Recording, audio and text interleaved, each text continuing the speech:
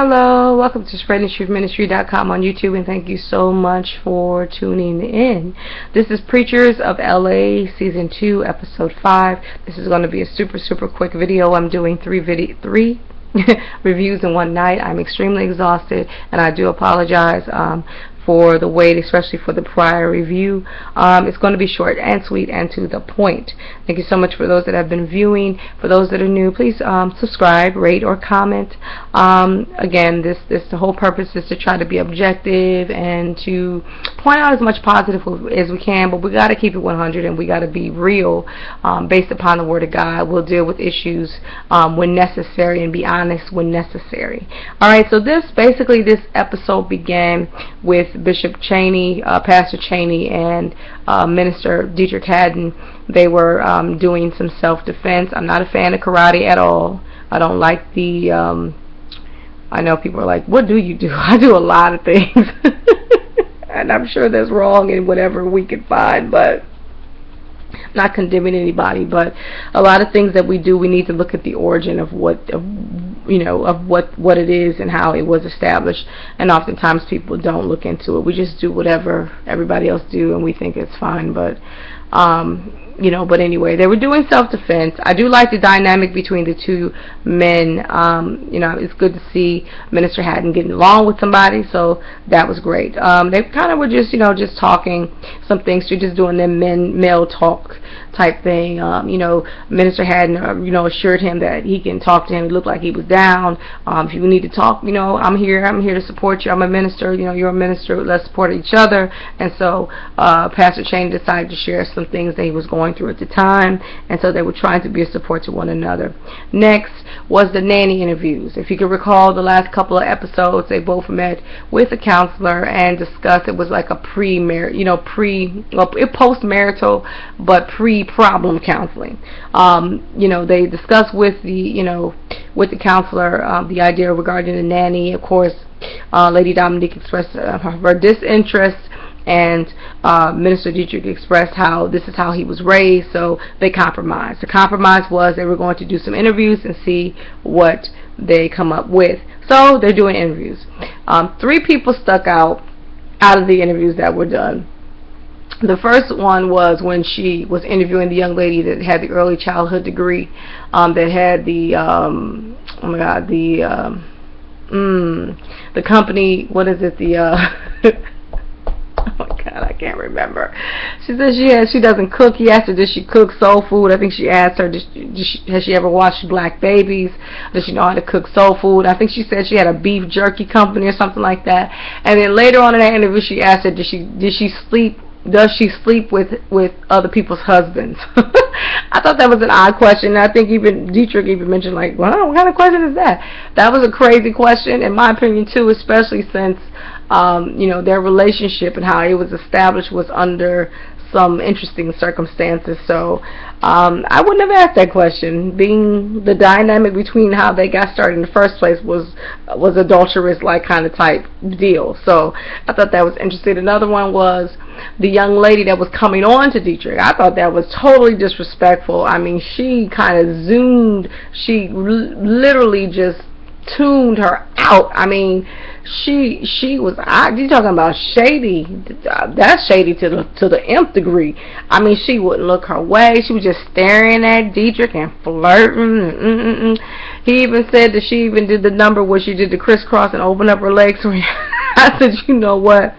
I'm glad they walked her tail on out, because she was totally being disrespectful, and I hope she never becomes a nanny for anybody, especially if she can't respect somebody's wife. It's totally inappropriate, but I thought it was funny. The next was the older lady that talked about she mentioned something like, we need to talk about discipline. She said, you gonna hit my kids? I was like I just thought that was funny. And and one more, the guy with the scarf, the guys that wear the headscarf, he said, oh, don't touch my wife. I'm like, y'all a trip. I mean, I don't know how it would work if they did get somebody in there, you know what I mean? Because they both seem to have their ways, about them. So I think I might agree with Dominique. They're still young. She does have her mother there to support her.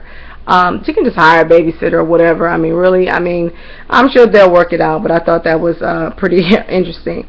Next, Pastor Cheney meets with his mom to make sure that she's good and she's okay, especially since the situation happened between her and his younger brother and the drama between them. I think she mentioned something about the restraining order being dropped, but she still felt uncomfortable, and so she also mentioned to him how she felt like that she just wanted the Lord to take her because of all the stress and anxiety she's going through about the situation, how it basically broke her heart why they're not getting along. And I can imagine as a mother, you don't want to be at odds with your kids. You don't want your kids to talk sideways to you, nor do you want to go upside their head. I mean, you just, as a parent, you just don't want to do that. So I can understand the stress and anxiety. Of course, he suggested that she move in with him, and of course she also suggested to him that he should discuss that with his wife, but of course later on down the line he did not discuss it. She was moving in, and I felt like that was totally not cool. Later on he did apologize after she brought in grandma in the mix and talked to her about the situation. Then he wanted to just, okay, well, let me just come clean. But he did apologize for the situation. He knew that it wasn't the right decision. I understood his reasoning for it. He wants to protect his mother. He wants to make sure that she's safe. I got that. But just taking a few moments on a cell phone, if you can't do a face-to-face because you're busy, then that conversation could have been had. I don't know quite why it wasn't. There's really no justification, and I really felt like, if the cameras weren't on, the conversation probably would have turned out a lot differently. And I honestly do believe that. But at the same time, like I said, I do understand if it was my mom, of course I wouldn't want my mother. Of course I would want my mom living with me. But I would not bring her in without my husband knowing or talking it over with him, or at least getting his feelings about it. You know what I mean? Because I know that he probably would want the same. And some people are different. They don't want their parents living or anybody living with them. But anyway, being considerate is the key. So I think he realized that. He said they do marriage counseling. Of course, he knows that's 101, but he failed to do it for whatever the reason. So hopefully he'll never do it again. But yeah, that was interesting. But anyway, she eventually moved in when Lady Cheney talked to his grandmother, and when he finally told her what was going on and how she almost, alluded to the fact that she may commit suicide or whatever, or that she would like to just not live because the situation is such a burden to her. I think that she realized how urgent the situation was, and so she's trying to be as supportive as she can and have some level of understanding.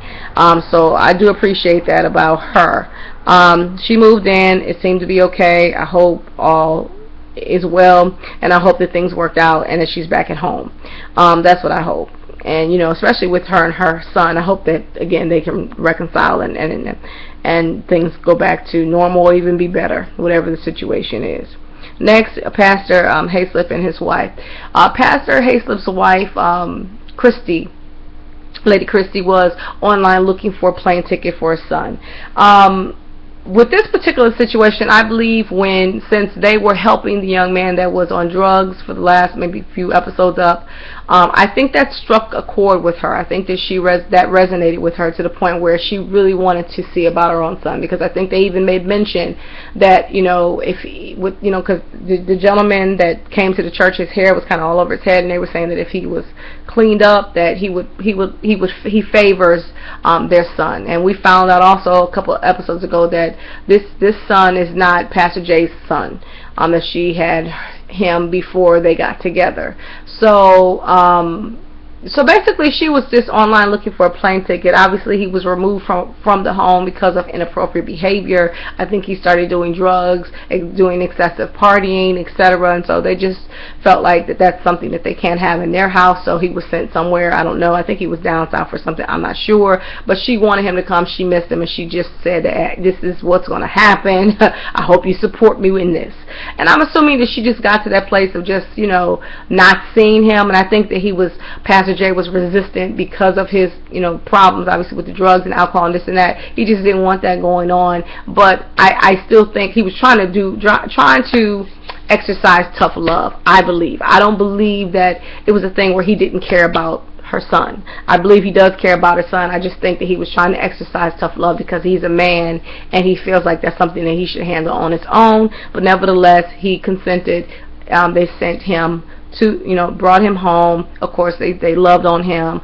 They were able to talk to him. He expressed interest in coming back to California, and of course they were like, well, I don't know about all that, because of all the drama. So they just want to make sure that he's well, and that he's well enough to come back into that environment, and he's able to withstand the temptations that are in that environment. And so they're not 100% sure, but during his time there, they were able to reinforce the fact that they care, that they're here to support him, and that they love him dearly, and they just want the best from him and out of him.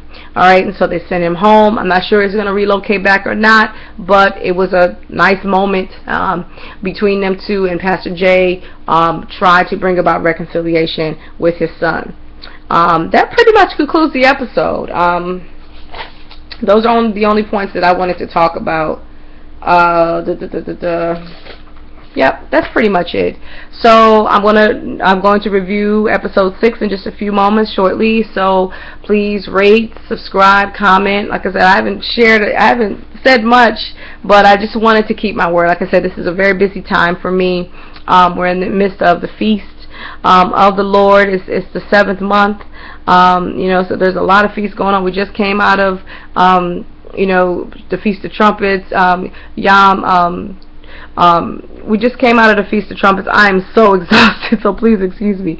So I'm exhausted, so please excuse me. But anyway, thank you so much for listening and tuning in, and I'll see you next time. Shalom.